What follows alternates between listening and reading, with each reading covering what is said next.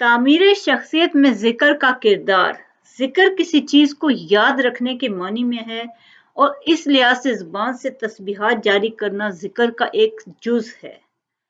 بس یوں کہنا مناسب ہوگا کہ ذکر دو طرح سے ہو سکتا ہے، ایک قلبی اور دوسرے لفظی۔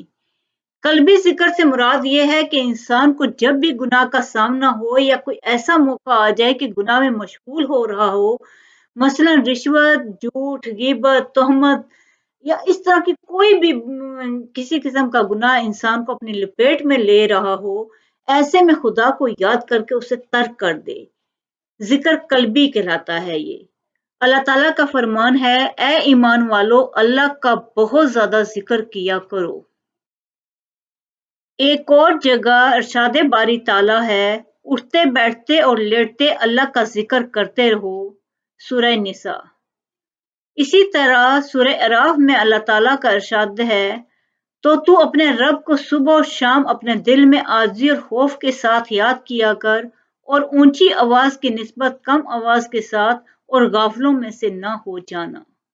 یعنی اللہ تعالیٰ سے ڈرتے ہوئے اور عاجزی کے ساتھ صبح اور شام اپنے نفس میں اللہ تعالیٰ کا ذکر کرو اور اس کی یاد سے غفلت مت برتو، کہ زبان سے نہ بھی ہو تو نفس میں، دل میں یاد رکھو اس کو۔ اسی طرح حدیث پاک میں ارشاد ہے، اس انسان کی مثال جو اللہ کا ذکر کرتا ہے اور جو ذکر نہیں کرتا زندہ اور مردے شخص کی سی ہے۔ ایک اور جگہ ارشاد باری تعالیٰ ہے، وَأَقِمِ الصَّلَاةَ لِذِكْرِي، اور میری یاد کے لیے نماز قائم کریں۔ اس سے معلوم یہ ہوتا ہے کہ نماز کا اصلی ہدف بھی ذکر الہی ہے۔ خداوند کی یاد انسانی شخصیت کے ارتقاء سے رابطہ کیا ہے؟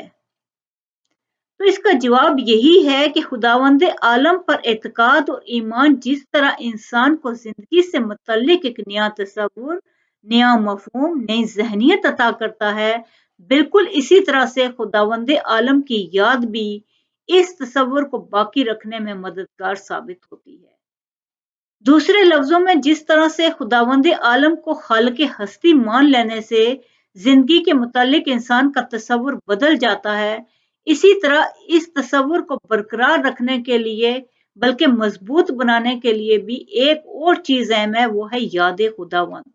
کسی کی یاد، اس کے یاد سے مطلب یہی ہے کہ جب خدا کی یاد آئے گی تو وہ ہر اس کام سے رک جائے گا جو خدا کے خوشنودی کے خلاف ہے، وہ وہی کام کرے گا جو خدا کی خوشنودی کا ہے۔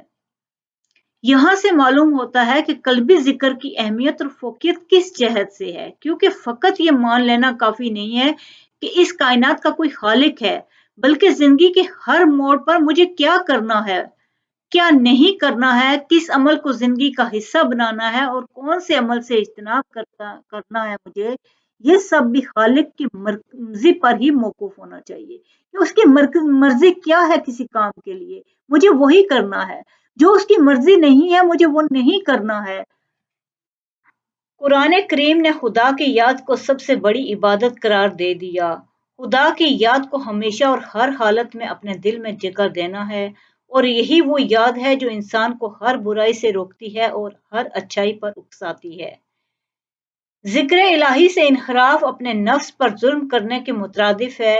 قرآن حکیم میں ارشاد ہے، اور تم ان لوگوں کی طرح مت ہو جانا جنہوں نے اللہ کے احکام کو بھلا دیا تو اللہ نے بھی انہیں اپنی جانوں سے غافل کر دیا، اور ایسے ہی لوگ نافرمان ہوتے ہیں۔